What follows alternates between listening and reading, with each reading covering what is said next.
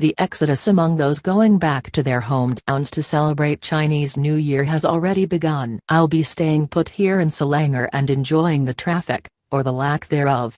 This year, however, I'll be celebrating CNY with a little bit of a heavy heart due to a self-inflicted wound. One of the things I do every 3 months is to examine the quarterly electoral roll updates.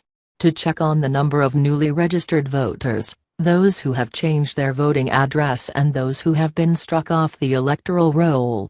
Recently, I was alerted by a colleague that a number of Malaysians have been taken off the electoral roll because they have been stripped of their citizenship. Warganagaran. My curiosity was piqued. Were these individuals on some sort of terrorist watch list which necessitated the removal of their citizenship? Were they guilty of some heinous crime such as treason? I had to investigate further.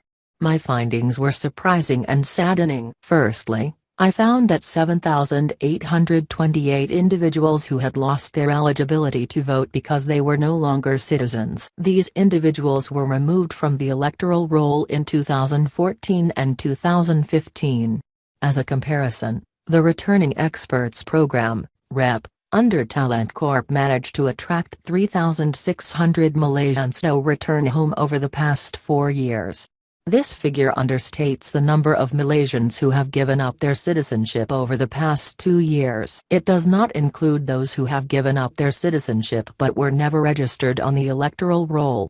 It almost certainly excludes those who have given up their Malaysian citizenship and have taken up citizenship in countries like the United Kingdom, the United States, Australia, New Zealand, Canada and the other usual migration destinations for Malaysians. Strictly enforced requirement.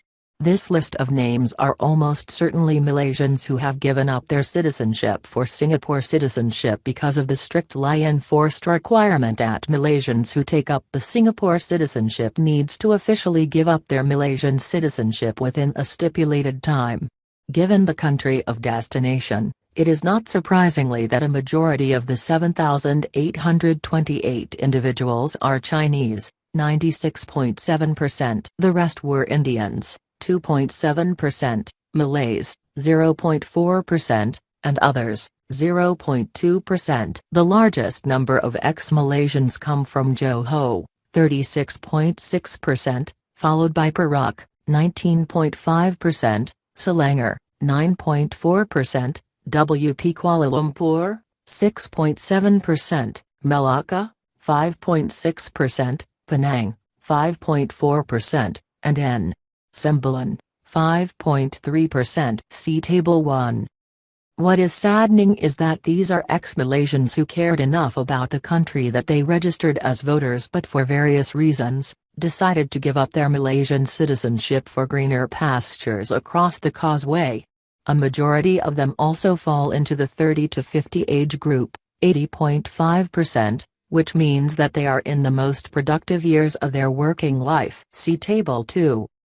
56% of these ex-Malaysians are women while 44% are men. Without additional information, it is hard to gauge the reasons behind this gender difference, for example the nature of their qualifications and jobs, whether they gave up their citizenship because of marriage reasons and so on.